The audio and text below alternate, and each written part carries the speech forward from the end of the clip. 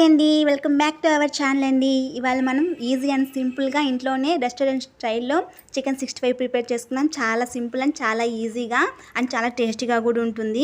ఇప్పుడు దీని ప్రిపరేషన్ ఏంటో చూద్దాము. ఫస్ట్ ఇలా బోన్లెస్ చికెన్ అయినా పర్లేదు, ఇలా బోన్స్ ఉన్నా కూడా పర్లేదు. ఇలా చాలా వరకు ఏంటంటే మామూలుగా బోన్లెస్ చేస్తారు. నేను బోన్తో పాటు చేసుకున్నాను, తినేటప్పుడు బాగుంటుంది. అది మీ ఆప్షను.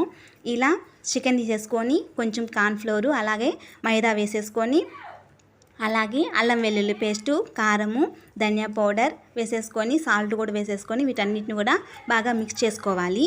ముందుగా కొత్త వాళ్ళు మన ఛానల్ ఎవరైనా చూసినట్టయితే సబ్స్క్రైబ్ చేసుకొని నాకు సపోర్ట్ చేయండి ప్లీజ్ అండి. మీరు సపోర్ట్ చేస్తేనే కదండి నాకు మరిన్ని వీడియోస్ చేయడానికి ఎంకరేజ్మెంట్గా ఉంటుంది.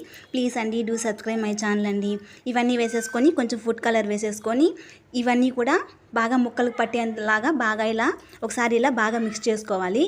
ఇలా మిక్స్ చేసుకున్నాక ఇప్పుడు కొద్దిగా వాటర్ వేసుకుంటూ ఈ పిండి మొత్తం కూడా చికెన్కి పట్టేలాగా బాగా కలుపుకోవాలి. మీకు లైట్గా అనిపిస్తే కొంచెం కార్న్ఫ్లోర్ అలా యాడ్ చేసుకొని మిక్స్ చేసుకోండి. నాకైతే పర్ఫెక్ట్గా సరిపోయింది. ఇలా కలిపేసుకున్నాక సోకింగ్ అవసరం లేదు. ఇలా డీప్ ఫ్రై కోసం ఆయిల్ పెట్టేసుకొని నేను ఎక్కువ మళ్ళీ రీయూస్ చేయడానికి నాకు అంత ఇష్టం ఉండదు కాబట్టి నేను లైట్గా ఆయిల్ వేసేసుకొని ఫ్రై చేసేసుకున్నాను. ఇలా అన్నిటినీ కూడా గోల్డెన్ బ్రౌన్ కలర్ వచ్చేంత వరకు ఫ్రై చేసుకోవాలి. ఇప్పుడు మనం ఇలా చికెన్ పకోడీ లాగా దీన్ని ప్రిపేర్ చేసేసుకోవాలి. చూసారా చాలా పర్ఫెక్ట్గా వచ్చింది. ఇలా తింటుంటే బాగా స్మూత్గా బాగా ఉంటుంది. ఇప్పుడు ఇలా రెడీ చేసుకున్నాక అదే ప్యాన్లో కొంచెం ఆయిల్ ఉంటే సరిపోతుంది. ఇలా ఆయిల్లో ఆనియన్స్ అలాగే క్యాప్సికము, టమోటో ఇలా వేసేసుకున్నాక అలాగే సన్నగా కట్ చేసుకున్న క్యారెట్ ముక్కలు కూడా వేసేసుకొని ఎక్కువ ఫ్రై అవ్వాల్సిన అవసరం లేదు, కొంచెం లైట్ ఫ్రై అయితే సరిపోతుంది. ఎందుకంటే ఇవి మనం తినేటప్పుడు మనకి ఇవి క్రంచీగా తగులుతుంటే చాలా బాగా అనిపిస్తుంది.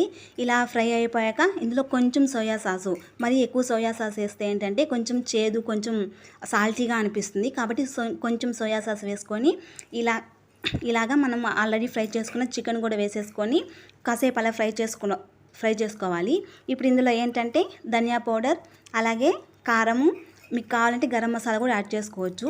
ఇక్కడ ఏంటంటే చిల్లీ సాస్ ఎక్కడో మిస్ అయినట్టుంది, ఆల్రెడీ వేసేసుకున్నాను నేను.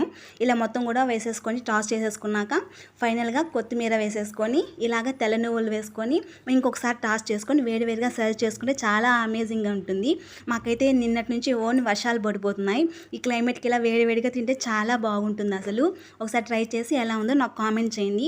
వీడియో నచ్చితే లైక్ చేయండి, షేర్ చేయండి అండ్ సబ్స్క్రైబ్ చేయండి. ఒకసారి తప్పకుండా ట్రై చేసి ఎలా ఉందో నాకు మాత్రం కంపల్సరీ కామెంట్ చేయండి. థ్యాంక్స్ ఫర్ వాచింగ్ అండి.